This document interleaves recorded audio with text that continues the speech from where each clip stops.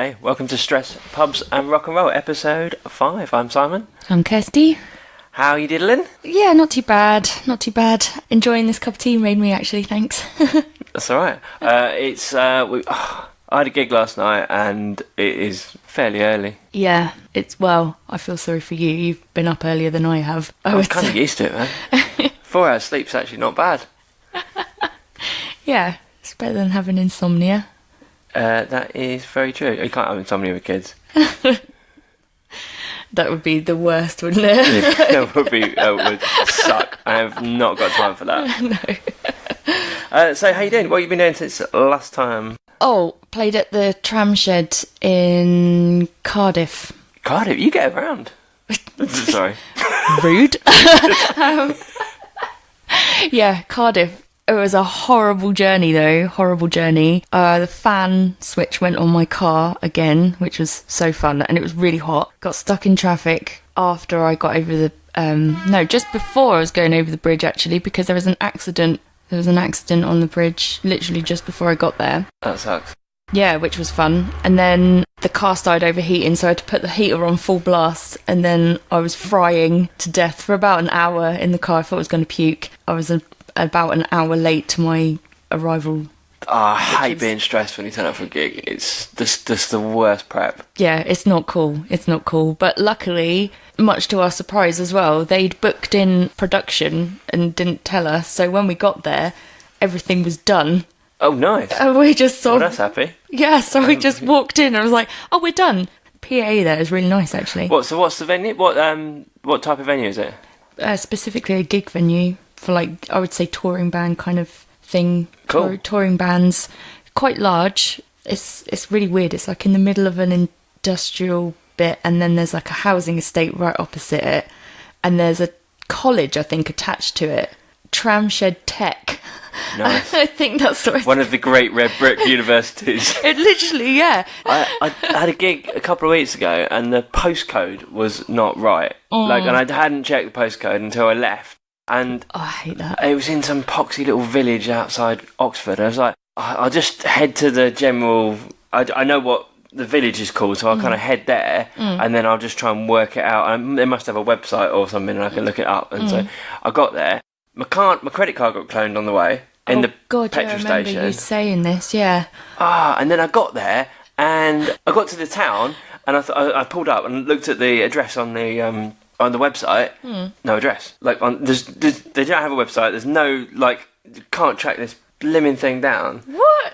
So I arrived literally 8 minutes before I was supposed to start playing. It normally takes me, if I rush, I can do it in 35 minutes, but that is rushing. And I finally got there, car park completely full, nowhere to park. Oh my gosh. So I'm like, I end up having to park like a road away and run back and then find the place. And I'm really sorry I'm late, my credit card got cloned, and I've just blamed it on that. And then it was this social club with about, I'd say 4 people there.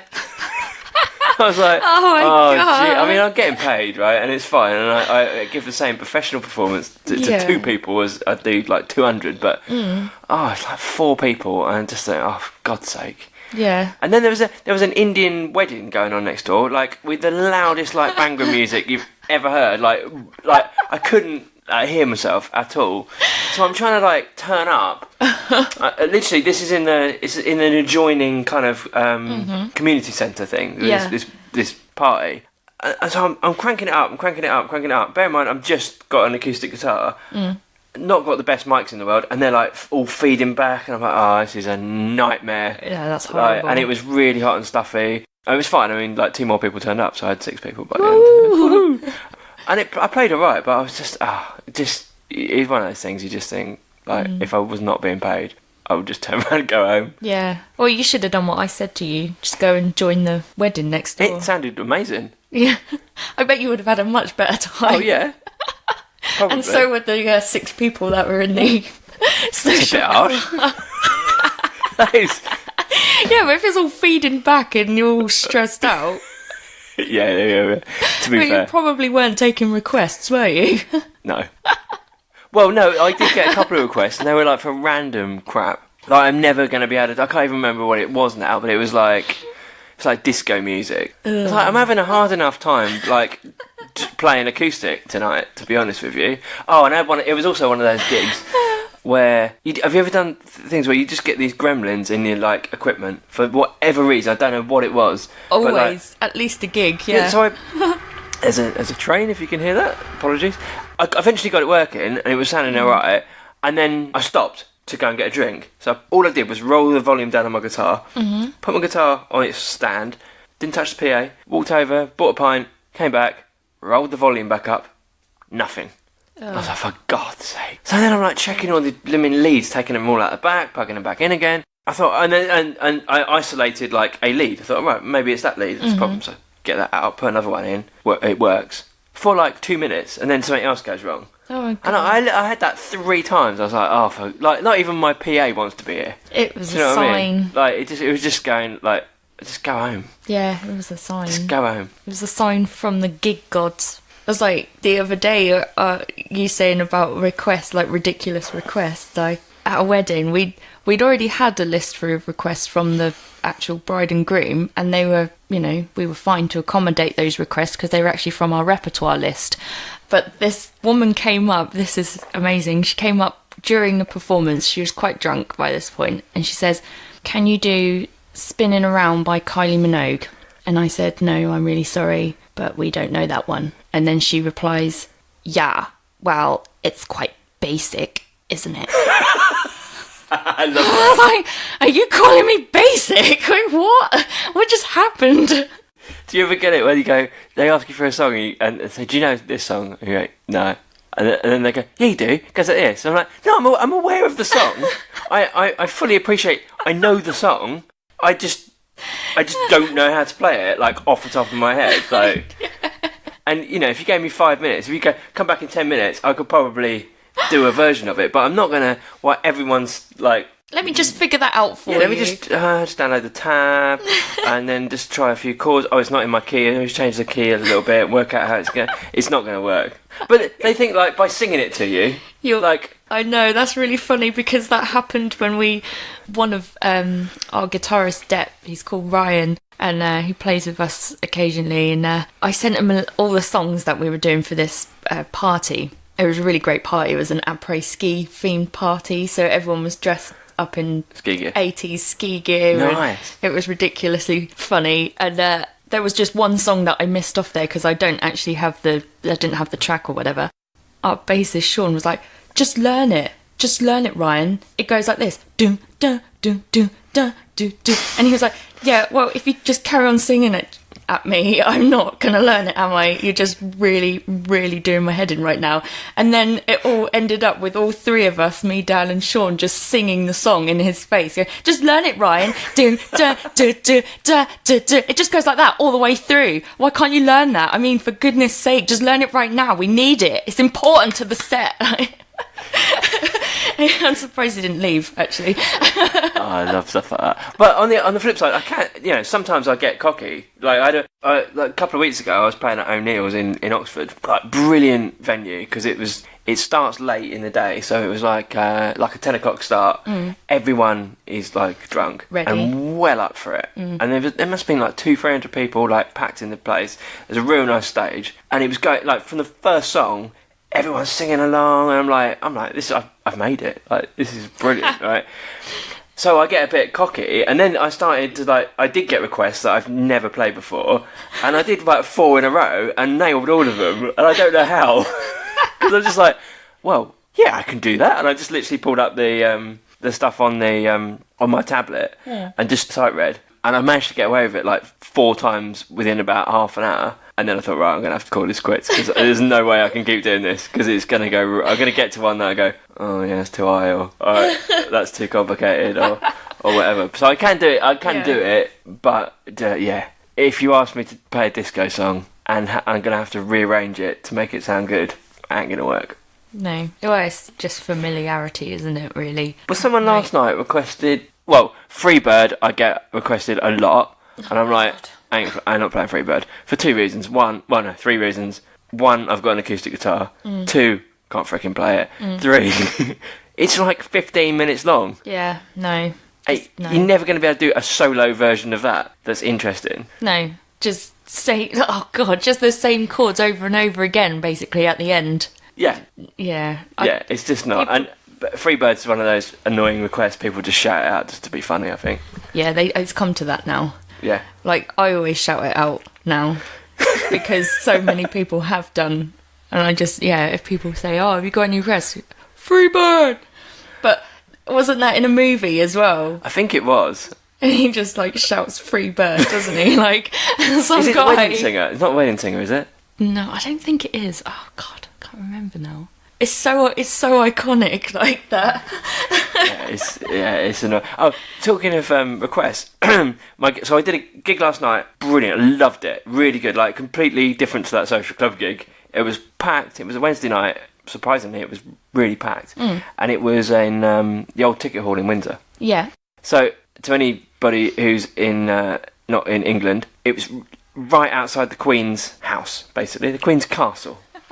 So she doesn't live. House. A little house in Windsor, her little terraced house. No, if you haven't been to Windsor and you don't know, and you think the Queen lives in Buckingham Palace, she lives in Windsor in a great big castle, and this venue is right next to the castle. It couldn't be. I don't know where the Queen sleeps, but I imagine her bedroom can't have been more than about 800 metres away from me. So I was like, right, I'm going to try and get her down. I know she's like 90.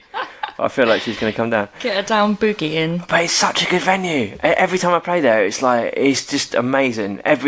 Because it doesn't get busy until 11 o'clock, half 11, and then it's because everyone else kicks out, all the other pubs kick out, and everyone piles in. Everyone's well up for it. It was only me and an acoustic guitar, but I had about 3 hours of just stadium anthems yesterday. Like everyone singing along, and amazing. It was so much fun. Oh, but lovely. I walked in. Bear in mind, I set up like an hour before.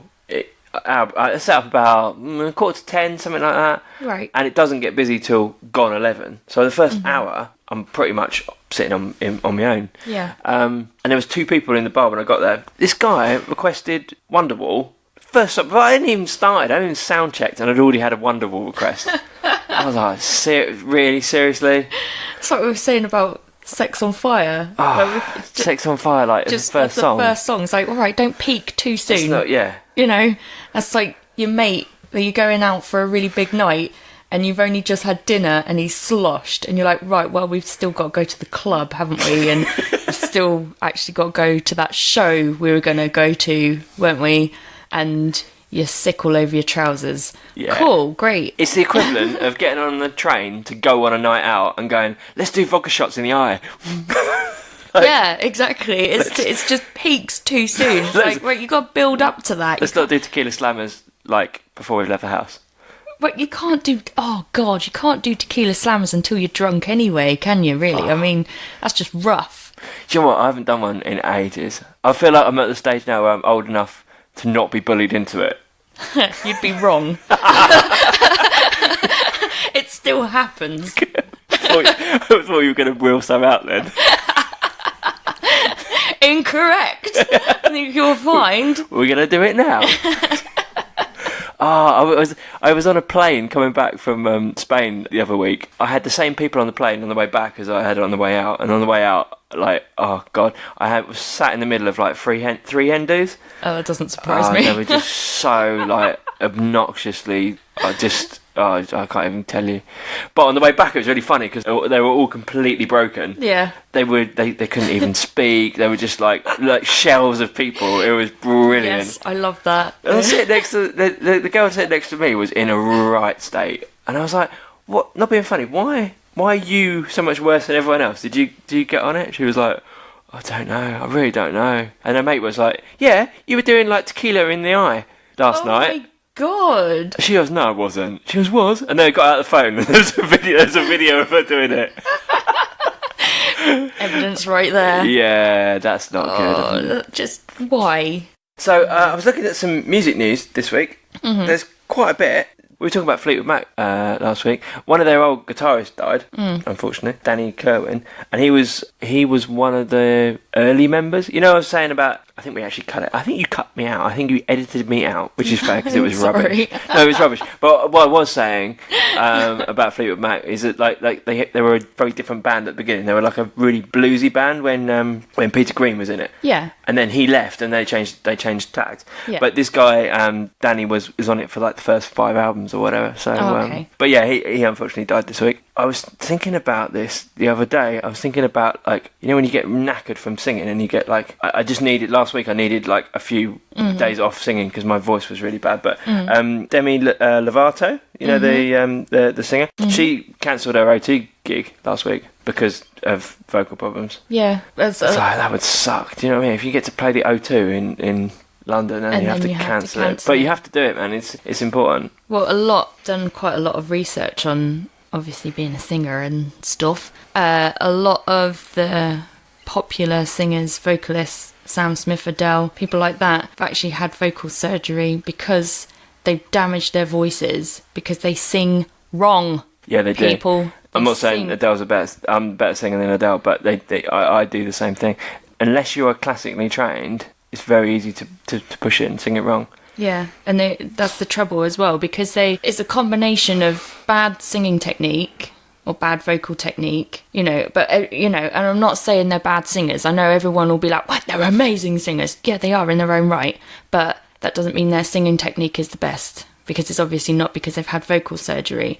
So they're obviously not looking after their voices properly, and they're not either warming up, or they're not like cooling their voices down, or they're not practicing or rehearsing or making their voices stronger or whatever. Something is wrong anyway, with the pressures of doing so many gigs in a row, huge gigs as well, where they feel that they have to just push their voices to the brink on, several dates in a week. Like, that's a lot to put on your voice. Like, singing is a very, very, very physical job. Oh, absolutely. And you know what, having surgery can change the tone of your voice and stuff as well. Yeah. So it's you've got to be really careful. Yeah, definitely. People who have such a physical job like singing, I know it doesn't look like a physical job, but you actually use your entire body to do it. Oh, it's a complete workout. Yeah, you need time to recover. Yeah, you do. You really do. My voice is a bit hoarse today. And to be, last night I didn't warm up. I didn't warm up. You feel it, don't you? Yeah, I just cracked straight into my first song. I mean, I structured the set so that the first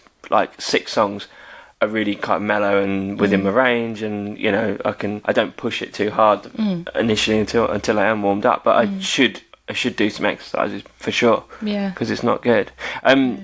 Chris Barron from the Spin Doctors. Remember the Spin Doctors? If you wanna call me baby, just call me. They back in the 90s, I think, after their second tour, just completely lost his voice. Like, nothing came out for 18 months. Couldn't speak, couldn't say a word for 18 months. Just completely lost his voice. That's nuts. They tried to carry on the rest of the tour, and he did. It was a bit of a disaster, to be honest. I mean, fair play to him. He turned up at all the gigs. They carried on playing the gigs, and he held up the prompt cards, the words for the audience to sing. Aww. And he kept moving them through. It's really sad. He's a really nice guy. I've met him before, and thankfully it did come back. But there's nothing you can do. Absolute rest is the only thing you can do to it. Yeah. Didn't that happen to? It's a condition. I can't remember what it's called. That's not nodules. That is just a complete condition where your vocal cords just shut down. Just go. Yeah. Yeah. The singer for Portishead. Oh, okay. Portishead, I think it was. She just lost her voice completely, and she obviously, I don't know if she had what's called a hemorrhage or something. I'm not sure what happened, but she just walked off stage. She knew that something was wrong, and she just up and left, and that was that. And who else did it happen to? Frank Sinatra. Wow. Had that, and he just went and just walked off stage. I think you probably know something's happened. Oh yeah, definitely. Yeah. Cool. So I've got another bit of music news, and this is genius. So a bit of a disclaimer to my friend Dan, who hates Dave Grohl. You could stop listening now and come back in about 2 minutes so you don't get rage. Do you remember Dave Grohl fell off a stage, broke his leg, and then came back with a freaking throne and did the rest of the gigs with a throne? Yes, I do remember this. He's just incredible. Brilliant. So anyway, they went back last week and they played at the same venue that he broke his leg. Right. And he hired a stuntman to pretend to be him and fall off the stage again. It's amazing. I will post the video of I it. was going to say, is there video footage? They of that? started the concert, I think, and the band were out, and then he kind of comes out, and then he falls off the stage. Oh my god. And then Dave Grohl appears from like behind Taylor's like drum kit at the back, going like, ah! Like, oh my god. It's just brilliant. Imagine. I love it. Do you see they what's it called when you Rickroll? Have you seen the Rickroll stuff? Yeah. You know when you go to watch a YouTube video and then suddenly it's a Rick Astley one. They actually did that with Rick Astley. Yes, I know. It's awesome. And Rick Astley swears as well. Does he? He swears. He says mother uckers. Nice. He does. But like properly, like he's like mother uckers, like that in his like northern accent. Bless Rick Astley, so cute. Ah. Isn't he? He's on radio and he's a DJ now, I think. Is he? I think so. Oh, I don't know. I know he released a new album a couple of years ago, and then he did Oh, brilliant. Rock the More. They all come flooding back, don't they? Yeah, it's quite funny because I went to go and see him, and me and my aunt, we just love that kind of stuff, and we were like down there, and Rick Astley was like, "All right, ladies, I'm 49. Don't look too bad, do I?" And we were like, "No, you don't, Rick. You look amazing." and then he sang "Never Gonna Give You Up." Because that's his only song. No, he's got other songs. Like? I can't remember. Brilliant. This is around. You know, I mentioned last week about Bob Dylan having a whiskey Yes. out. Well, I wasn't sure what it was called. It's called Heaven's Door, apparently. Obviously, after knocking on Heaven's Door. Wow. Yep. Random thing. I then went down a massive wormhole of other music celebrities who have drinks out, Yeah. which I might bore you because they were rubbish. Yeah. But Hanson, you know, we talked about Umbop last week. They don't have a drink. Yeah, and it's a beer. Guess what it's called? Hanson beer. Better than that. Beer. Hop. Hot. Oh my god. Kill me now. Hop. Oh, we should get some. That's annoyed you, isn't it? Yeah, a little I thought that bit. was not, I didn't make that up. It's true. Can you buy it in this country? I don't know. I don't imagine that. I mean, I don't imagine most of the big supermarkets have snapped them up. If I'm honest. It's going to be some really obscure craft beer pub. Yeah. That's. Do you know what? I'll try and get some. Let's have a look. Yeah. We'll have a little taste next time if I can get some on the net. we'll have a taste. We'll taste it and then go hop. Yeah. Nice. So yeah, I thought that was random. That is random. Really random. Cool. So I discovered a new band this week. I'm not into recommending bands as such on here, but I think they're really cool. I was looking. Remember Sub Pop, the music label that Nirvana started on? Vaguely. Okay. Well, Nirvana started on a music label. You know called... a lot more about Nirvana than I do. I have to say. So anyway, I was following them, and I came across this band. They're actually an Australian band called Bully. Okay. And they're really cool. I really like them. I'll play some when we're not live on air. They're cool. They're like very 90s, very like female fronted kind of angsty kind of rock stuff, but not in a non cheesy way. Yeah. So they're called Bully. Rings a bell. Yeah, you should check them out. They're good. I feel like I've heard of them. So at some point in a short while, we're going to be talking about how to get gigs and all that kind of stuff. Yes. But before we do that, I just thought it's the start of the World Cup today. Yes. Apparently, that got me thinking about is there something fun we can do around the World Cup? Now, we're not going to talk about football because that is going to be a very short conversation. I don't know anything about football. Yeah, and let's not go down that road because we'll probably be, by the time this podcast comes out, we'll probably be out of the bloody World Cup anyway. We'll lose and come home. But so I had this idea for a little competition. It's a bit like Battle of the Bands. World Cup was the trigger point for this, the idea, but it's got nothing to do with the World Cup. Why don't we have like a knockout competition with bands, and we have to. So we pick two bands and we have to play them off against each other. Yep. At a venue that we pick out a hat. Yep, I'm really excited for this game. So there's 32 teams in the World Cup. That was going to take ages. So I've gone down to the final 16. So we'll do what we'll do today is we'll do first 16 and we'll whittle it down, and then next podcast we'll be into the quarterfinals. Yep. Okay. And we'll blast through the quarterfinals. We'll probably get it gets less and less teams. So I reckon we'll be able to get to our World Cup final band next week. Yeah. Shall we give it a go? Yeah. So the rules are we basically just pick 2 bands out of a hat. We have to pick a venue, and then we have to have a very quick debate and decide together who we're going to put through, who wins, who's the best band for that thing. Yeah. Want to give it a go? Yeah. Do you want to pick the bands? Yep. Okay, so I have chosen 2 bands. Completely random bands. Completely random. By the way, thanks for everyone who sent in band names because I didn't want to pick stuff just ourselves. So most of these have come from you guys, which makes it more fun for us. Oh, we got Kiss. Oh, I've got the Backstreet Boys. Yes. Kiss versus the Backstreet Boys. Okay, so this is the interesting bit. Let's see where they're going to play. Okay, so the venue. Oh, brilliant. What is it? First one out of the hat. Old People's Home. Oh, wow. It could go either way. It could. I don't know what to do. I feel like there's a good chance that it might kill off a couple of old people if they saw the people dressed as, like, in the Kiss outfits. Yeah, or, like Gene Simmons just licking his tongue on everything. Like, I don't know. But I think Backstreet Boys would probably annoy people at an old people's home. I don't know, but they've got that serenading. Oh, they make could, little Gladys feel special. They could put all the stalls out, get up at the key change. Yeah, I reckon they could. Oh, old people love a like a boy band, don't they? Generally, I mean, I've made that up, but like, who knows? Your mum, or mum's always like the people from boy bands. They do. They would think that they were cute, I reckon. Yeah, I think so. I don't really know. I feel like I'll be disappointed if Kiss go out in the first round. Yeah, I know, that's tight, isn't it? I know, it's harsh. I don't know what we're going to do. Who wins out of Kiss Backstreet Boys? I think if I'm honest, I think Backstreet Boys probably more appropriate and will probably go down better. They would certainly be less noisy. Kiss would I absolutely love to see it. Mind you, to be honest, Kiss would probably be in an old people's home by now. How old are they? Oh, they're in there. They've got to be in their like 70s, aren't they? So they could just be playing at home. Jamming it out in the lounge. I don't know what to do. What should we do? I think, mate. I don't know. You can decide. That's a tough one. Isn't I it? think head versus heart here. Oh my god! I feel like this is a real tough one. Like, what did you pick Old People's Home for? It's random.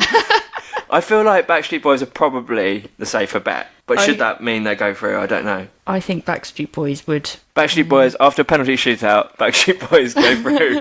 Sorry, Kiss. You're out. Oh, bye, Kiss. Oh, don't get upset. It's just a game. All right. It's not even real. It is real. It's real life. It's not even real. Can't just feeling really bad. Yeah, you can't just make me have emotional attachments to these people and then just kick them out like this. Oh, I'd love it if this was real. Okay, so next two bands, Weezer versus Iron Maiden. Oh, good lordy. Well, actually, the venue is Download Festival. Oh, I could see both of these bands being there. I mean, one of them's clearly more appropriate. Yeah. I mean, Weezer are a really good band, actually. But I think Iron Maiden probably... I think probably Iron Maiden would have to go down. Yeah. I mean, they're Download regular, aren't they? Yeah, I think Iron Maiden. Sorry, Weezer would be... I feel like Weezer wouldn't be laughed out of Download. No, neither do I. I think they're a credible band. But I think Iron Maiden take the win there. Sorry, Weezer. Bye, Weezer. You're gone. Bye now. You're out of here. Okay, cool. I'm going to let you pick the next one. Okay. What a random... Right, Lady Gaga and the Red Hot Chili Peppers. Playing at Glastonbury. Oh. Well... So that's interesting because I feel like they would both go down really well. They probably have either of them done Glastonbury? Can't remember. No, I don't think so. I don't think the Chili Peppers have they? I don't think they have. Chili Peppers have done they do Reading. I can't remember now.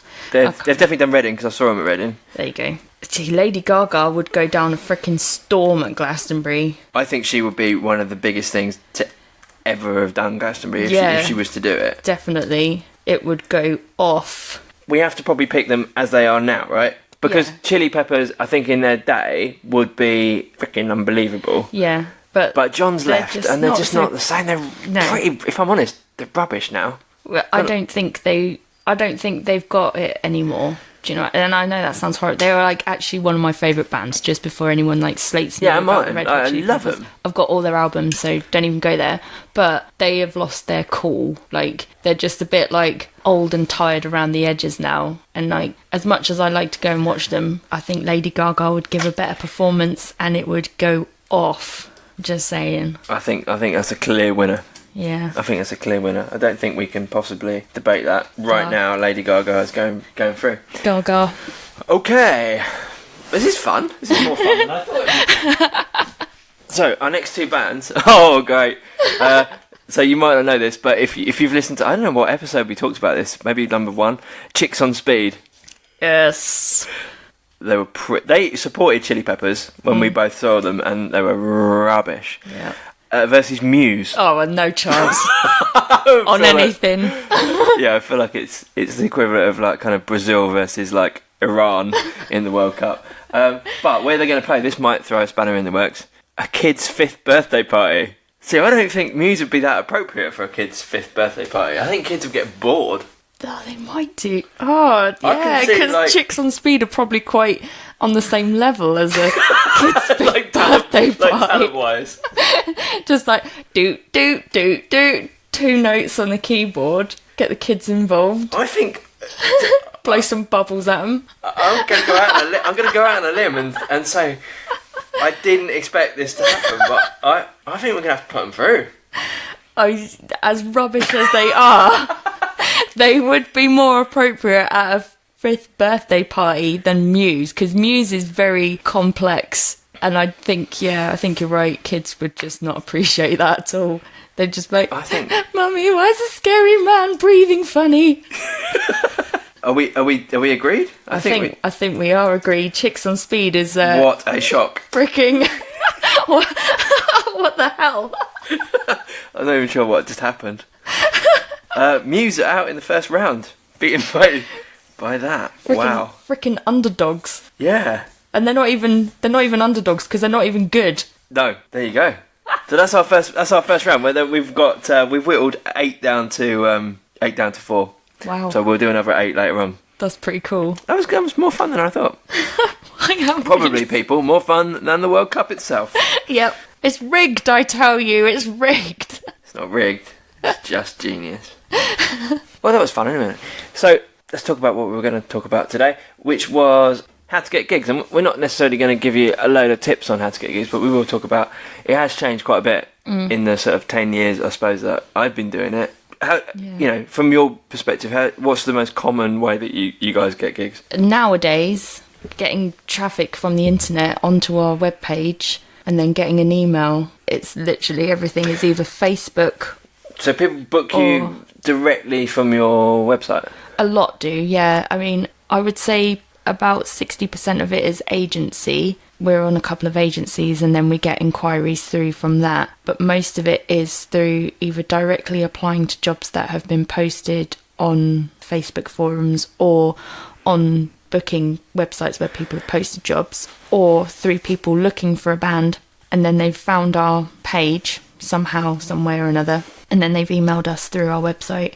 Yeah, so we'll come back to that in a minute. I guess there's 2 ways that you can either go out yourself and find gigs, or what you're saying is a lot of your gigs come to you, don't you? So I mean, when it comes to the band gigs specifically, because we do cater for weddings, people do search specifically for that. Another way that I get quite a lot of gigs is by turning up to open mic nights, playing, getting offered a gig and going, right, here's my band, and then giving my card out.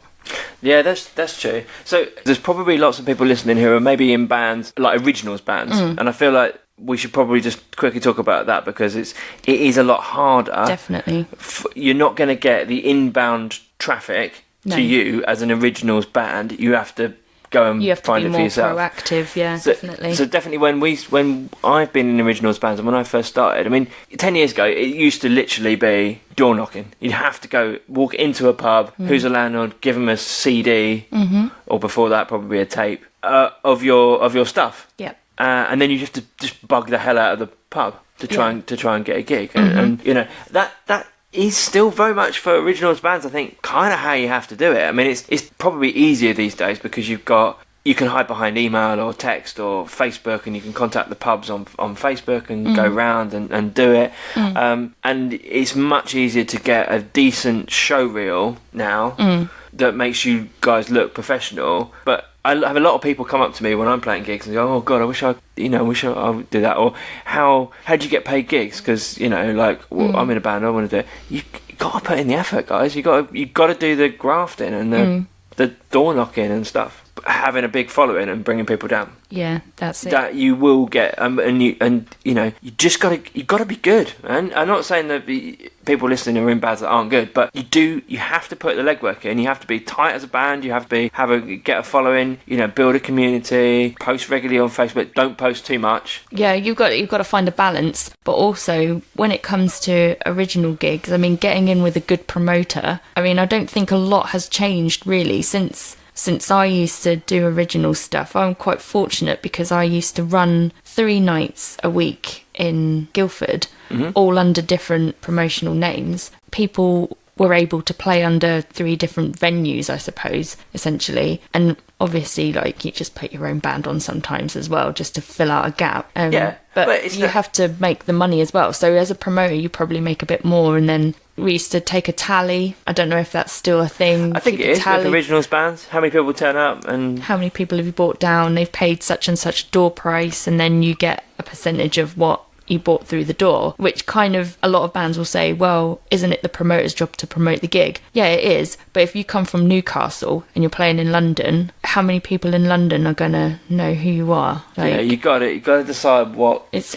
a bit of give and take. Unfortunately, it is. You've got, if you are good, you will slowly and surely, if you put the effort in, you will attract people. Yeah, play in places regularly as well. Audiences that really, really enjoyed us were always tended to be on the southeast coast. So we made sure that at least twice a month we were trying to get down there, and then we wouldn't play at the same venue, but each time we'd try to. And then we just tried to get the word out by having a Facebook page. And then being like, oh, by the way, announcing to people clearly. I think we mentioned it in the band names episode. Making it clear what your name is and how people can find you is really important, especially if you're doing a gig in a new place and you go down really well, because people will want to find you and they want to know when you're coming back. Yeah, you can't underestimate old school stuff like dropping leaflets on the tables in the pub. Yeah, definitely. Having someone not in the band because you are busy playing a gig, having someone with a merch piece. Zach Johnson, who's a local artist, does it really well. He will give you a copy of the album for free if you sign a mailing list. He grows it that way. Yeah, and you've got to keep people in touch, but try and have someone who's not in the band doing that. Yeah, if you can, because you won't get time. You'll be too busy setting up, playing, and if someone walks in a pub, hears you, and has to leave before the end of your set, you've lost them. The other thing we used to do is have a group of bands that go around together for a little mini tour or whatever. So you get together and do 3 gigs in a fortnight where you each support each other. Yeah, and have a little community or run your own night. That's the best way I got of getting gigs when we were in Originals band was we hosted a night. That's how I got into doing open mic stuff. We used to host a night. Yeah. So host it. We did a 4-song original set. Had other people on who came and played, and then we did covers for the rest of the night. Yeah. So you get it out that way. Exactly. That's what I used to do. If you run your own night, you can get paid for it.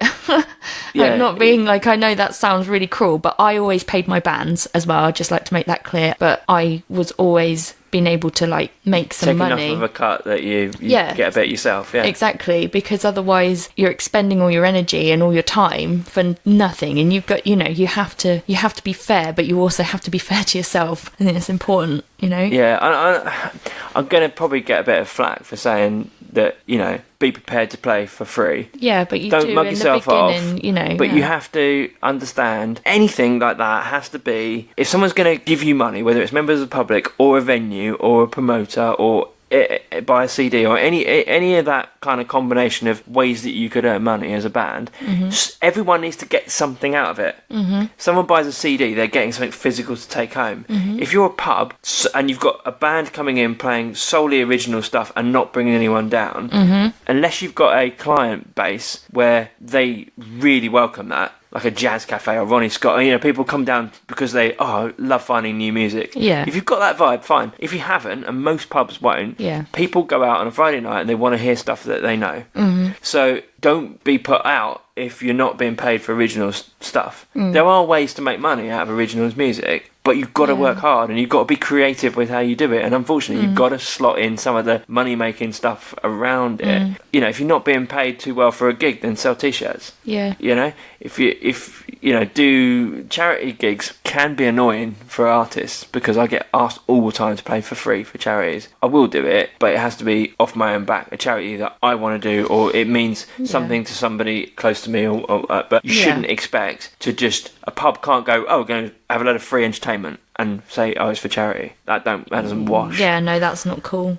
So don't mug yourself off. Have your own value, but also don't expect to be paid good money until you're good. Yeah, no, I would agree. You need to be good when you walk through that door. Like I played last night, Wednesday night, potentially a tough gig. 150 people had all been drinking. I haven't got a band with me. I walk in. I need to be able to keep those people for 2 or 3 hours singing along. Song after song after song. I probably did about 65 songs last night and got everyone singing. Now, 10 years ago, I wouldn't have been able to do that. No. So don't expect to be paid good money to entertain people if you're not at that level yet. You'll get there, but you've got to put in the legwork and there's a real fine. I think what we're saying is there's a balance. Yeah, definitely. Yeah, it is difficult when it comes to original music, because obviously people don't know it. I think it's always good when you do your original stuff. It's good to stick in a cover, maybe in your own style. Yeah, we always did that. If we did an 8-song set of original stuff, every third or fourth song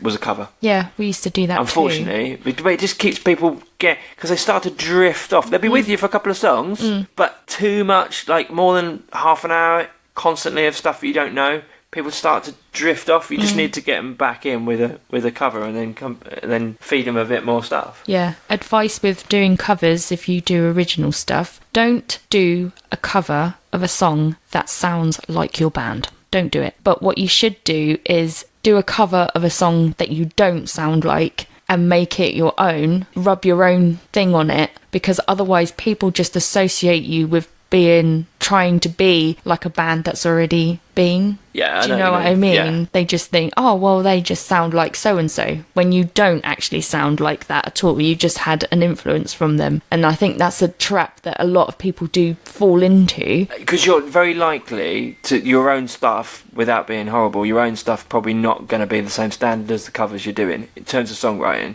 It will get there. You might have written a kicking song, but all that will generally happen is if you sound a bit like the Chili Peppers, and you do 2 or 3 Chili Peppers covers in your and the rest of your stuff is your own songs that you've written, and it sounds a bit in the style of Chili Peppers, they will sound like more rubbish Chili Peppers songs than the Chili Peppers covers you've played. That is exactly what I'm trying to say. Yeah. Like, you got to steer away from it. Like, who was it who started out? Incubus started out as a Chili Peppers. Were they a Chili Pepper cover band or something like that? I can kind of, whether it's true or not, I can kind of see that might be. I can see that. Like, their early albums, if you listen to it, it's very Chili Pepper-esque. But that's the thing. Then I think what happened was they were obviously so heavily influenced by that it sort of was like, oh, okay, well, you're just trying to be the Red Hot Chili Peppers. And then they developed their own sound. And now I think you can easily tell, like, Incubus. When you hear Incubus... Oh, yeah. They brought in the decks, and they brought in the other weird effects and stuff, and it really made it their own. Defined their own sound, and that's basically the goal of being an original artist, is defining your own sound and defining what you are as a band. Also, with originals bands, you need a song. You need your band to have a song that your fans attach onto. Yeah. That everyone can sing along to. Yeah, just the one song that I'm going to go to a gig and they're going to play play this song. So my band, my mates from school, when we were at school, they were in a band. Their song was a punk version of the Rainbow theme tune. You know, the kids' TV show, The Rainbow? Yeah. I used to love Rainbow. And then it was like, and it was really cool. I loved it. And it was a cover, but they completely made it their own. Yeah. And people came along to hear that. Yeah. And they don't mind sitting through 4 songs before we get to that bit, because they know it's coming. Because they're looking forward to it. That's the payoff. You do need that one song. Definitely. And I think that is the point where you will start to get people having an emotional attachment with your band. Yeah, definitely. Like our song, it was Dance Boy, which is like, by all means, it's not a massively great song, like at all, but everybody knew it. And I mean, you can look it up if you want. It's on YouTube. Got like someone commenting on there saying I can't dance or something, which is not true. One of the things about, is it on video? Yeah. Yeah. One of the things I would absolutely recommend any band do is video yourself. It is not to go and put it on YouTube. If anything, if you've got stuff on YouTube, regularly go through it and kind of hide stuff. You know, as you get better and you revisit old videos and you go, "Ooh, I'm much better than that now." Hide it if you can. You can keep it on your private feed so you can see it, but you've got to manage your what's out there about you guys. But my biggest tip, and I improved like tenfold from doing this, is recording every gig. I filmed every gig for 2 years and I watched it back and it was horrible. Yeah, it is the worst. It's the worst. But every single gig I was learning, so I was noticed that I was in between songs. I was like going like on my guitar, like just making weird noises as a nervous thing when I was talking. It's really off-putting when you're trying to talk to people. Yeah. I'd also noticed like the strum pattern on some songs was a little bit off-putting. It was the correct strum pattern, but when I'm the only acoustic guitar on my own, you have to adapt. It doesn't sound quite right. It was too busy. So and I'd noticed where I would sing flat occasionally. And some of the reason I noticed was that I was singing a song that was too high too early in the set, so I'd end up moving the songs later on. And then you're warmed up when you get there. So you learn so much, honestly. Like, be critical of yourself. You know, it doesn't mean it's bad. Like, a gig will always sound worse on a camcorder. So if you feel like you've had a really good gig and you watch it back and go, "Oh God, it wasn't as good as I thought," it probably was. Watch it and try and always improve. The best bands are always revisiting stuff and going, you know, pushing it a little bit more. How can I be a better singer? How can I be a better guitarist? How can I improve the banter in between songs and stuff like that? I used to be terrible at talking in between songs. But with things like the live karaoke band, for example, I have to talk to people and I have to be mildly entertaining, which is really difficult because I learnt the hard way by having a live recording at a festival and I was drunk off my face and I said some horrendous stuff. It's not funny. It wasn't funny at all. It was awful. And I've still got that cringy recording just to remind me, don't ever say things like that. But you got to learn to read the room. You really have. And you get better at it, and then what happens is I recycle a lot of what I say and I just apply it to it's like a stand-up act. Like my gigs, I've got, for my original stuff, I've got little intros that I would say for each of my original songs. I don't always use them because you don't want to talk in between every song, but if I get a laugh on one and I get people really connecting with it, I reuse it and I might elaborate it the next time. Yeah, it's always really good to like practice connecting with your audience as well, because then they're going to remember you as well for connecting with them. Do you know what I mean? Yeah. And you're more likely to get booked again because they go, "Oh, do you remember that band? Oh, guitarist was funny, wasn't he? Do you remember when he said that? Oh, yeah, I like them." You know, it's things like that. It's just creating, it's making people remember you. Yep. That's imperative for getting gigs. If people don't remember you, you're not going to get another gig, are you? No.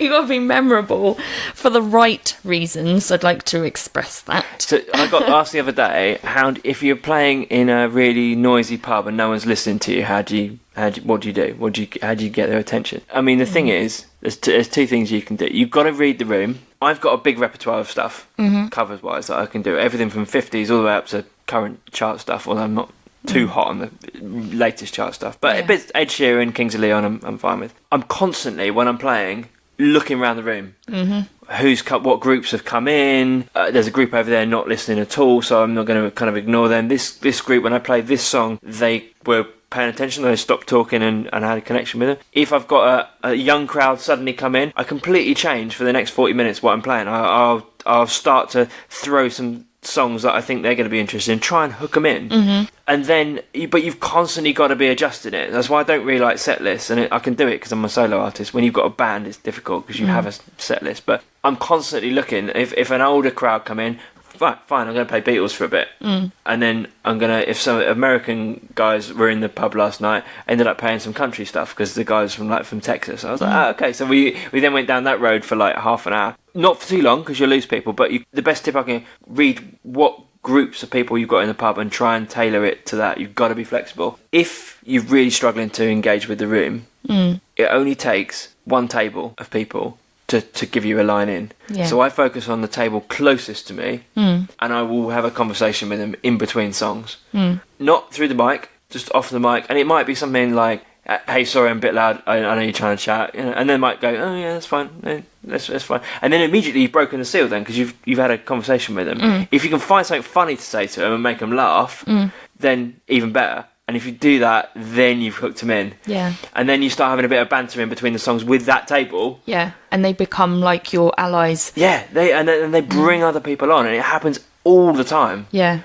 Just very quickly, a couple of things that I see bands who are not used to gigging doing. Please don't do it. It just doesn't help you in any way. Never apologise for playing an original. Oh, I've just written this song, it's not very good, I'm not, don't be self-critical. Yeah, I normally I'm a bit cocky really. I play a cover or something that people may or may not know. I'm not going to lie, I don't really care.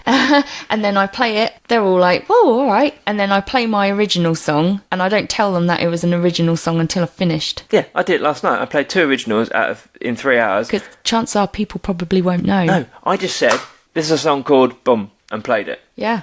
And people accept it. Yeah. They accept it. It's when you say, oh, this is an original, that they go, oh. I'm going to go get a drink. Yeah. Or I'm going to go for a fag. Yeah. If you just play it, because if you've got faith in that your song is a bloody good song and you sing it, people go, but like if it's got, that catchy chorus, and they won't realise that they haven't really heard it before. No. They won't until you tell them. It's amazing, and I would definitely agree with that. I used to be really self-critical, and almost apologetic when I got up there. I was like, so I'm not really sure how this one's going to go, or I haven't played this song for ages actually. So, well, hopefully we'll get through it. Hopefully it will be all right. And you do it because you're nervous, but what does that say? I mean, you wouldn't watch a program on TV and it starts to go, well, you might find this program a little bit crap, but. Bear with us. Hopefully, by the end of the programme, you'll have enjoyed it. Hopefully, you won't. Next on BBC One. Yeah, it wouldn't happen. Like, if you don't like it, you'll switch off and watch something else. Yeah. You dictate the confidence of the crowd in you by the way that you present yourself. Yeah. So even if it's a complete act, try and be a little bit not cocky, but I have this act whenever I turn up at a gig. I'm like Billy Big Balls. Yeah, you got to be confident in the way I approach the bar staff, in the way I set up, in the way that I introduce myself. Not arrogant, but I'm confident, and then you know that you're good at what you do, and you know that you're going to deliver a good. And if you do play a crap one, or you have a bad gig, it pulls you through a little bit.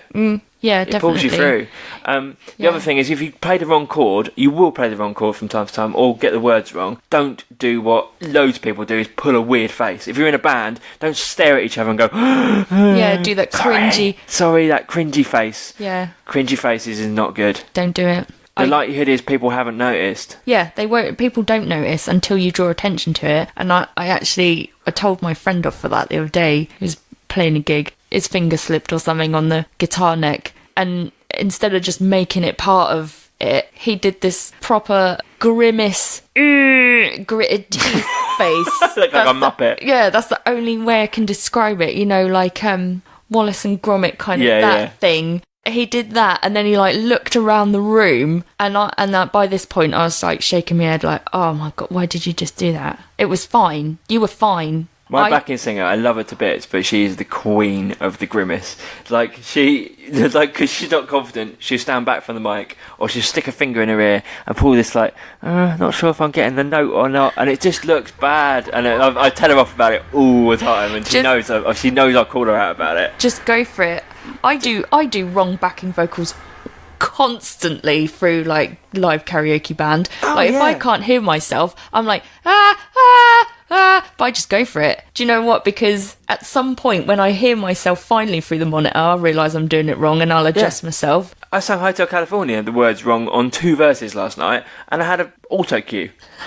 So there's no excuse, because I was getting tired by that point, and I was looking around going, what time am I going to go home, or and I was really enjoying it as well. So I was kind of thinking, this is pretty good actually. Yeah, your mind wanders, doesn't it? And suddenly you've completely forgotten what you're doing and stuff. But just try. You have to have that. You have to have that front. Agents are good. If you want to get a gig, if you're in a covers band or original, actually, having an agent can be good. You've got to be prepared to give them some cash.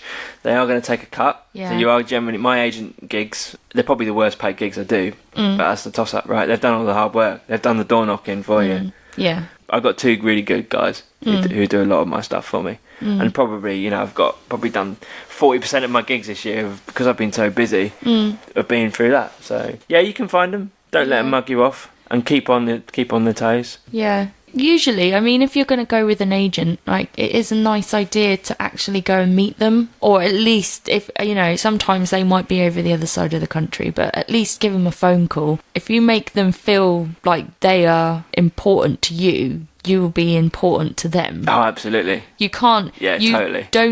You don't just go, all right, cheers, thanks, bye, and then just expect them to get you loads of gigs, because they're like, well, what's the incentive? You don't even contact us. You don't even do this. I bug them. Say, hey. Yeah, you got to remind. What's going on? Yeah, remind them that you exist and be proactive with your relationships with them. And if you treat them well and you do a good job for them, I tell you what, no matter what gig comes through, and they'll recommend you for gigs more, rather than, if you do a terrible job or you can't be bothered to, you're just like, oh, well, we're on that agency now, so I'll just leave them, they'll get us work. No, it doesn't work like that. I've had a couple of gigs, a couple of agent things where they've rang me like in the afternoon going, oh, so-and-so's sick. And it's like 2 hours, 3 hours before the gig. Can you do it? If you can, try and do the odd one of them.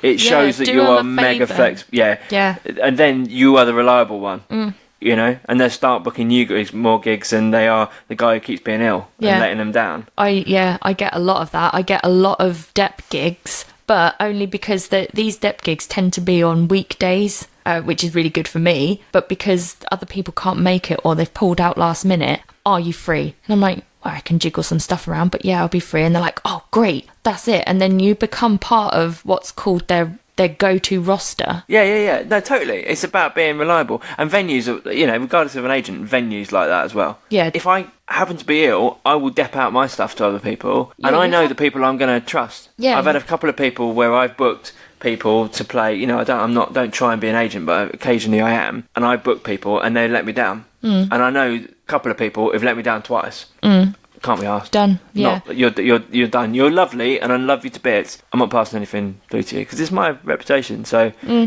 just stick with the people. You got. Basically, what we're saying is it's hard work. You've got to put the hours in. You've got to be self-critical. But you've got to be just a genuinely proactive, reliable person. Yeah. And then you will make a load of money. You will. If you are good and reliable, you will make more money than someone who is potentially very musically talented, but completely unreliable and absolute arse to work with. Yeah. Definitely. Oh, I had put out a gig recently, and I had a rant about this on Facebook. I do apologise, and it sounded like I was being really arrogant. But I was trying to pass it off to. In fact, this leads quite nicely onto what I was going to talk about, which was online websites. The merits of them. I will do a very quick summary. But I got booked through this online booking service. I then couldn't do the gig for personal reasons, and rather than go back to the person because it was a private booking and say sorry. I now can't do it after I'd already confirmed, which is very rare for me to do that. Yeah. I wanted to say, I can't do it, but I found you someone else, and and also, I was trying to play the nice game, and I got booked through this website. Rather than subbing it out to one of my mates, I'll try and give them another person on this website, because Yeah. that's fair to the website who've got me the gig. Yeah. So I put a post back on the website and said, who wants to, this is the date, this is the thing, come through me, send me your show reels and that kind of stuff.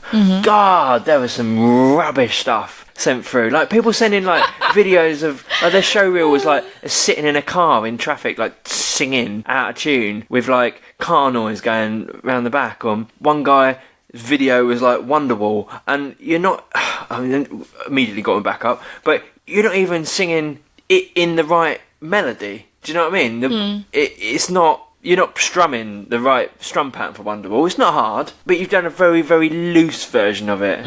And I was like, so I ended up getting really frustrated because I was trying to get back to this guy and say, look, here's the person I recommend. And I had 20 people send me videos, and I was like, man, if I was having a party, I wouldn't book any of you. Yeah. And it makes me sound really up myself, like I'm better than all these people. I'm not, but there was no one carrying my reputation. I didn't want to entrust my reputation with any of these clowns. Yeah. Well, that's Like, it, isn't sending it over. So I can't remember what happened in the end. I think I ended up giving it to the Wonderwall guy because he was the best of the bad lot. Flipping heck. But it was just bad. I had a brilliant gig request from this guy emailed me and said, I'm flying over from Poland to apologise to my girlfriend. And I'm like, red flag straight away. Yeah. Like, if you've got to fly in, what the hell have you done? I want to book you to stand outside his house, outside her house, and like sing songs while I apologise. No. Flat out no. Like, I don't know what you've done. Like, you might have like murdered her family or like slept with her sister or something, and suddenly like I'm a part of it. What? Like some singing apology minstrel. Like, do you know, What the hell? do you know what I mean? Do people look at your photo on I don't like know. your blimmin' Like, what? account and just be like, yeah. What can I possibly... If you're having to fly into a different country, such as the severity of whatever you've done, or how much she doesn't want you, what the hell am I going to play to get you out of this situation? Do you know what I mean?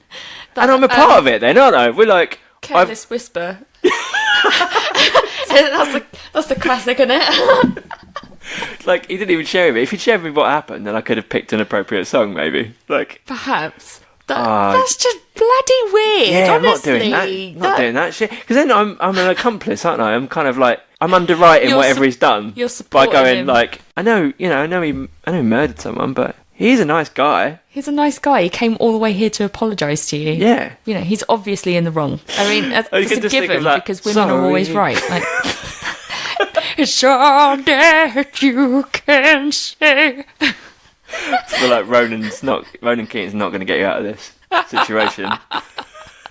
He can that only was do weird. so much. Yeah. The other weird one I had, someone booked me for a wedding, and I ended up turning him down because he turned out to be a complete and utter weirdo on email. Like, he booked me for this wedding, Right. and it was like up north in the middle of the day on a Thursday, so I was going to have to take the time off work. I thought, well, it's a wedding, pay me enough, it's fine. Yeah. So I gave him the quote, agreed to do it, and then like the wedding's like in 9 months' time. He's already emailing me like, I want you to do this song, and that's fine. But then he started to get a bit demanding. He was like, I want you to do these songs in this order, and what I want you to do while we're having like dinner, like the wedding breakfast, I want you to do a James Bond set. What? Yeah, I'm like, what? You've booked me. You've heard my stuff. Like, I don't do any James Bond. I've got an acoustic guitar, and the songs he picked are like Shirley Bassey numbers and that kind of stuff. I'm like, how crap is that going to sound? Like, I know I've got 9 months, but I ain't going to change my act that much in 9 months. Turn up in a glittery ball gown. Yeah, and like, Get your do you know pins what? out. I know you've planned this, but like, I don't think your wife wants. Maybe she does. I don't know. Oh, that was the start of it. Coming out with a guitar. Goldfinger. That's just going to be really weird. It is weird, isn't it? But no, what made it even worse is he said, right, you want me to do is 4 James Bond songs in a row in this order, and then a Westlife set, because my wife really likes Westlife, 3 Westlife songs, and then we're going to have Toast, and then we're going to do... And I'm like, I'm not doing it. So Yeah, I'd already been booked, he'd already paid me a deposit, gave the money back, said, I'm not doing it. I can't do it. Something's come up, family-wise, I need to do. Like, I just made something up. And then he went off on one on email, oh, you're like the 6th person who's cancelled on me now. I'm What like, does he expect? no surprise. Yeah. You weirdo. What the hell? What does he think is go? Oh my god! You should have booked Shirley Bassey in the first place. Well, that's the thing. If you want that, just get a freaking iPod with those songs on it. Like, there's only so much, what do you call it, scope that you have. There's a range, isn't yeah, there? exactly. Like, you know, I don't mind learning stuff for weddings. Like, if it's doable. Yeah, well, that's the thing. You can learn a song if you are capable of doing it, and it's, you know, it's within your ability, like, and your instrumentation. You can and even if you have to do nobody does it better. Probably would have done that. Exactly. Yeah. Well, yeah, exactly. Spire Love Me, maybe would have done that, but like, yeah, but like full on like orchestration string stuff is going to be really, really difficult to do, and it's not going to sound how you want it to sound. When I complained about it, he went, "Well, you can always do Live and Let Die." I was like, "Well, that's you're aware that has big string, da-da-da, da-da-da, yeah, da-da." Like, you know, that's going to sound good on an acoustic guitar, isn't it? Isn't it piano led as well, isn't it? Well, yeah, but I mean, it's just not going to work, is it? Who knows? Look, people who are not musicians listening to this, don't tell a musician what their set should be. Don't try and control the set. Now, I'm not saying don't suggest some songs that you like. I'm not saying don't suggest that you have a favourite song from their repertoire and you really like them to play it, and please could they. There's a reasonable amount of songs that you can request, but just, geez Louise, just don't go, I'm going to make your set for you, because 1, you don't know what you're talking about, 2, it'll be crap, and 3, you just don't mess with an artist's creative thing, right? A set list is actually a journey, it's a story, and the story starts with like a kind of introduction to who you are, and then you build people up, and then you give people a chance to like reflect on that, and then you bring them back up again, and then you cut it so you have a break, and like you leave the people like, oh, this thing just happened and I really want to have some more. You will have some more, and then you bring it back, and then you build up to the ultimate like crescendo, and then your encore has to be your strongest song. It just has to be, hasn't it? It's got to be the. It's got to be 4 or 5 songs I can play as my kind of finisher.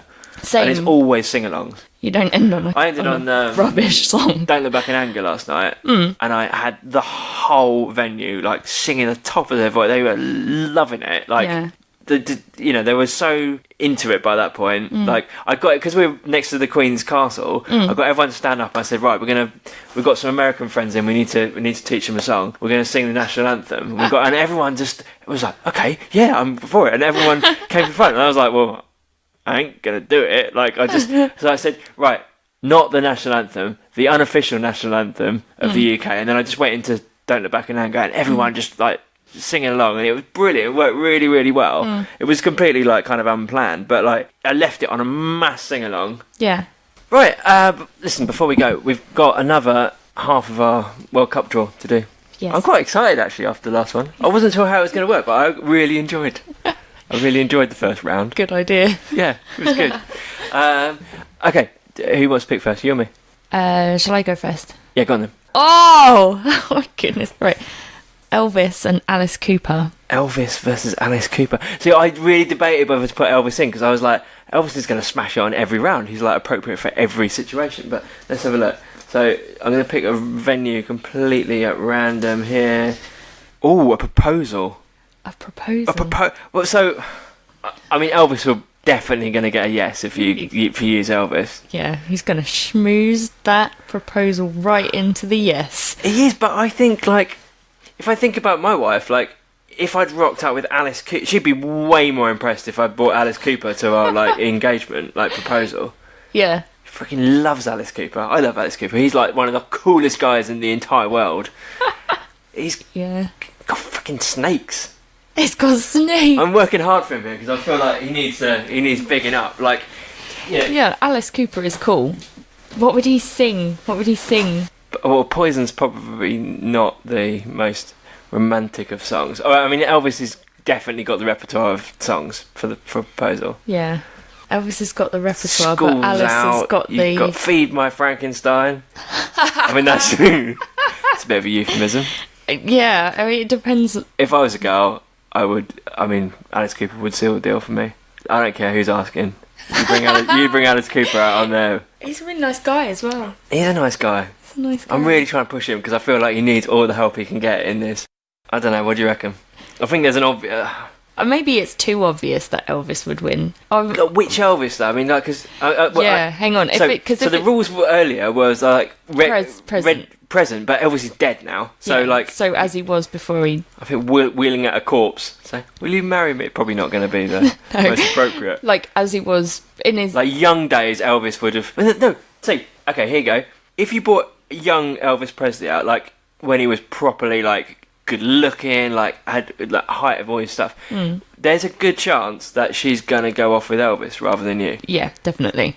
It's like me bringing David Beckham along and going, will you go out with me? Here's my mate Dave wants to come with. Like they're not going to pick you over there. Fancy your mate, yeah. Yeah, I know. It's the worst wingman in the world. Yeah, you need someone like Shane McGowan. Yeah, exactly.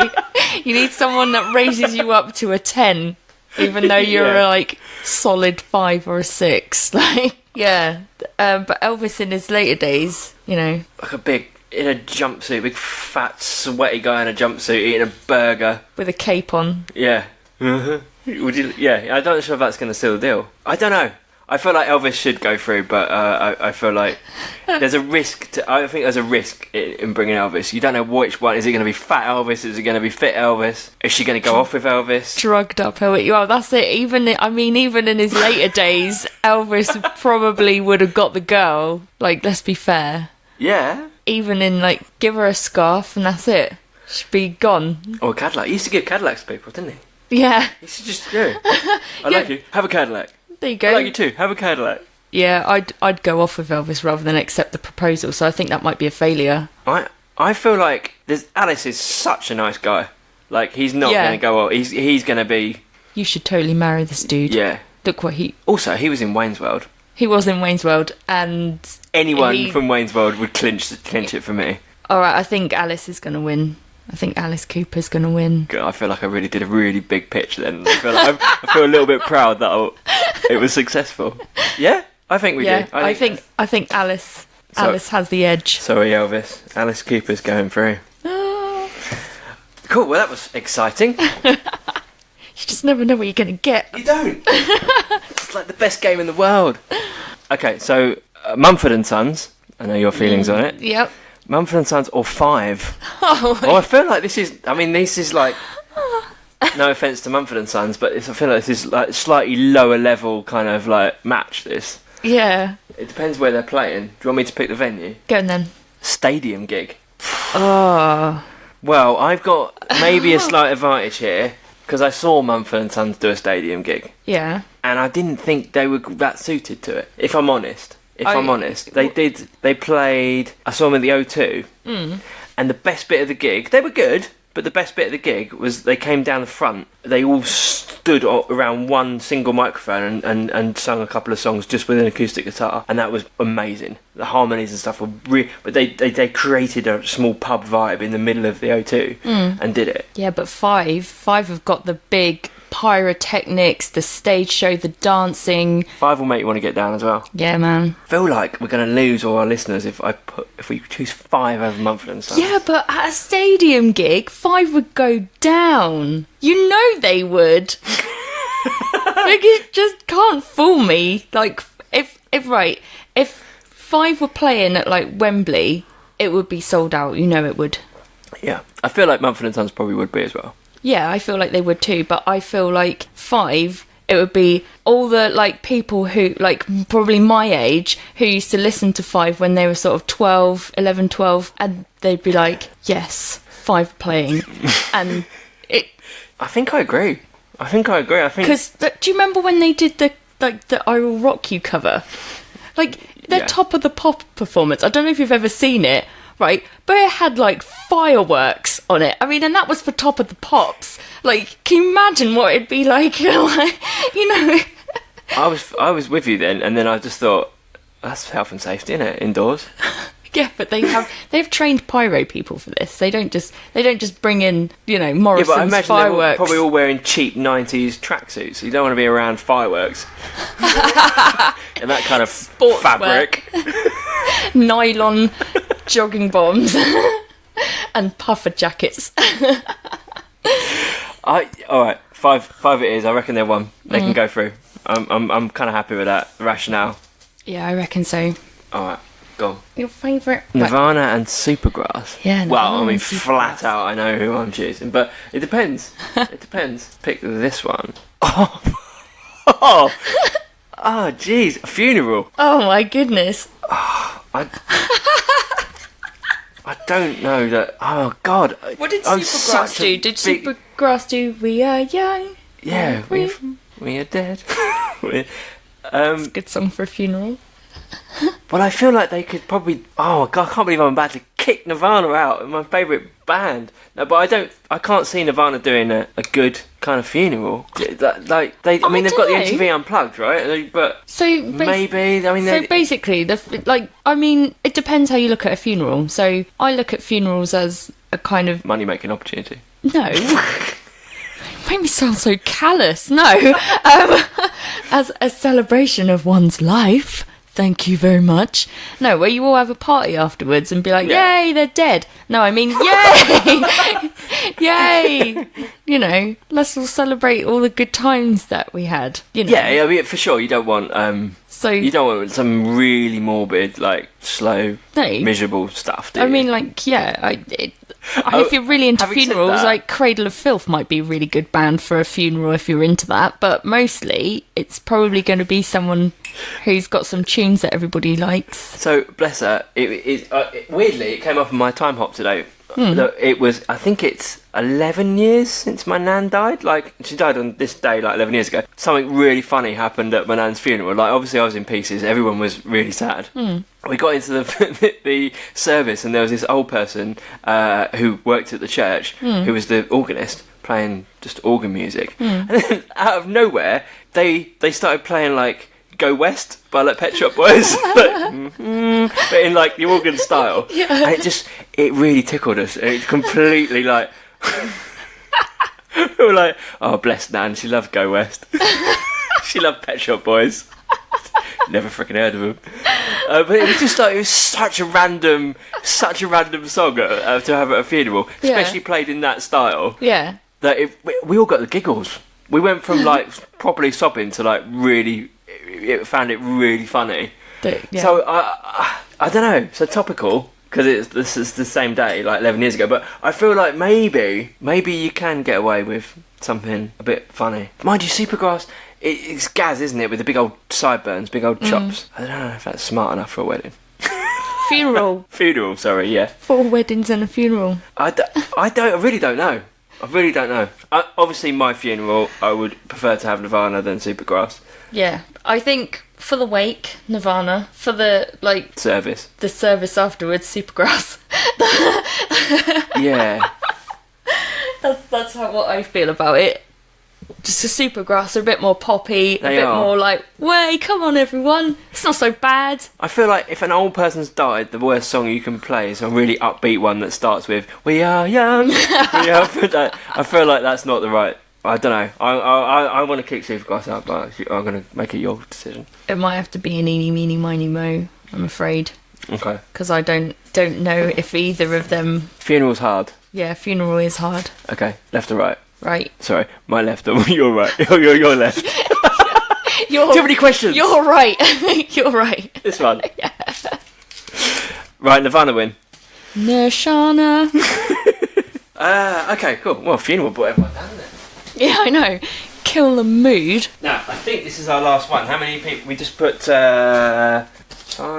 We put 5 through, didn't we? Alice Cooper. Yeah. So this is our last one. I did more bands than we needed. Oh, okay. On purpose. Oh, okay. Okay. So the last matchup, we've got Beyonce versus Led Zeppelin. Now, I think this is going to come down very strongly. Jeez. On where they're playing. Any preference? I have none. This one? I have learnt there is no... Oh, it's a straight down the middle wedding. Oh, wedding. Blumeneck. Right, okay. Oh, shiznit. Right, so obviously wedding, if you had Beyonce, you know... Wedding of the ever. Yeah, exactly. like no one's going to forget that wedding. Ever. Yeah. Like she could do the service and she could do the frickin' reception. And you'd at the service you'd get an angelic frickin' beautiful song, and then for the frickin' service everyone would be like, Yeah! Like, strutting their stuff and twerking all over the place. But then, like, similarly, Led Zeppelin, like, wedding, you could have a beautiful service. They could do an acoustic version of, like, Stairway. And then at the reception, just rocking out, like, all night. Like, yeah, I can, like, to kick the band off, like, Whole Lot of Love would be epic. Yeah, I mean, but, like... I feel like it might be a little bit loud. Yeah, a little bit loud for the oldies at a wedding. I don't know, but they kind of like that sort of... They love a bit of Led Zeppelin. I feel like Led Zeppelin might be a bit grumpy. They're not the most warming of people. Yeah, whereas Beyonce would be like, oh my God, you are so blessed. Yes. I wish you so much love. Da, da, da, da, da. All that. And, like, people love that kind of stuff at weddings, don't they? Yeah, They just, like... fake kind of American sincerity, yeah. Yeah. And she'd have a banging outfit. Like, she would have a bang. But then, are you in the territory of, well, man, you're already married then, aren't you? It's job done. Job done. There's no point. You can't turn up at reception and go, oh, she's fit. Well, you can, but not going to get you very far, is it? And then for all the bridesmaids, single ladies, isn't it? Yeah, it's perfect. It would be epic. As much as I like Led Zeppelin, I have to say, a Beyonce wedding would be... it would be amazing. Just think. You'd have...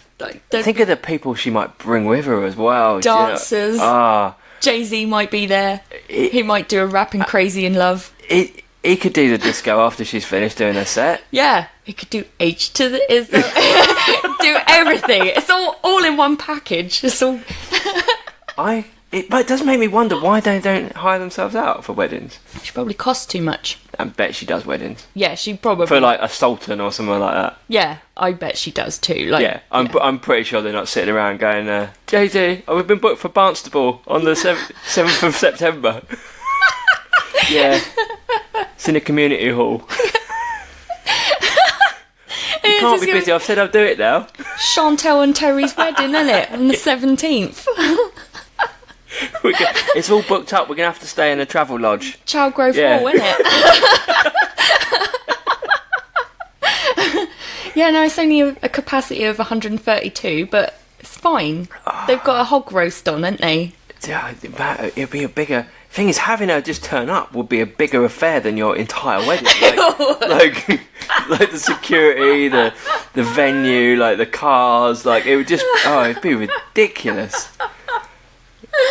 Oh my gosh. That's not a marquee in the garden jobby, is it? No, you've got to book a venue for that. Yeah, you probably have to book a venue, I would have thought. Like, yeah. Beyonce? I think Beyonce is the winner. Like, see, do you know what? At this early stage, she's my tip. I think it's going to be hard. Yeah, definitely. Knocking her off. Yeah, she's Beyonce, man. I can't even, like, do you know what I mean? All right. Well, hey, we got some good. I tell you what, there's been some casualties. Oh gosh, yeah, straight off in the first round. Elvis, Led Zeppelin. I've forgotten who else went now. Kiss went. Chili's. Muse. There's a lot of bands. There's probably a lot of bands thinking, what did we do wrong? Yeah, what we did wrong. Chicks on Speed got through. That was the biggest shocker of the day. It's all down to circumstance, isn't it? It is. Wrong place at the wrong time. Yeah. You're not appropriate. Get out. I don't want Muse at my kid's 5th birthday party, thank you very much. Jeez. Well, that was a lot of fun. So next episode we will do the quarter. I reckon since we've narrowed it down, we'll do the quarterfinals maybe at the beginning, semi-finals possibly halfway through, and then we'll have Chicks on Speed versus Beyonce in the final. Yeah. Somehow they'll make it through. I mean, hey, if you've got any, we've got the bands, but what we could do if you've got any suggestions for random venues that not they need to be appropriate for a gig. Yeah. If you've got ideas for like a venue or an event that you would find a band at, that you would find some kind of musical entertainment at. Yeah, I think that. Oh my gosh! Then give us a shout. There's going to be loads of people like possibly trying to think like of deliberately stuff that like Chicks on Speed would be like, yeah, lesbian rally, woo! Like, yeah, exactly. Blimmin' pride events and stuff like that. Like, gosh, yeah, just get creative. Send us your ideas. I think that's going to be so much fun. Good. Looking forward to it. Thank you for listening. That was episode 5. Big thanks to our sponsor that I forgot to mention at the beginning, which is Brixton Streetwear. You can find them on Brixton Streetwear 1977 on Instagram. And we're going to play out with a song. I've kind of lost all the material I've got from Nine Signs and Concept. They're all on a hard drive, which I have no cable for. Yeah. So I'm really panicking that I'm going to lose all my stuff. But I've managed to dig out a Nine Signs song. We've been talking about them enough. So I feel like we should play one of them to end the episode. Definitely. So thank you for listening. This is Nine Signs and Hero of My Soul. Thank you. Bye.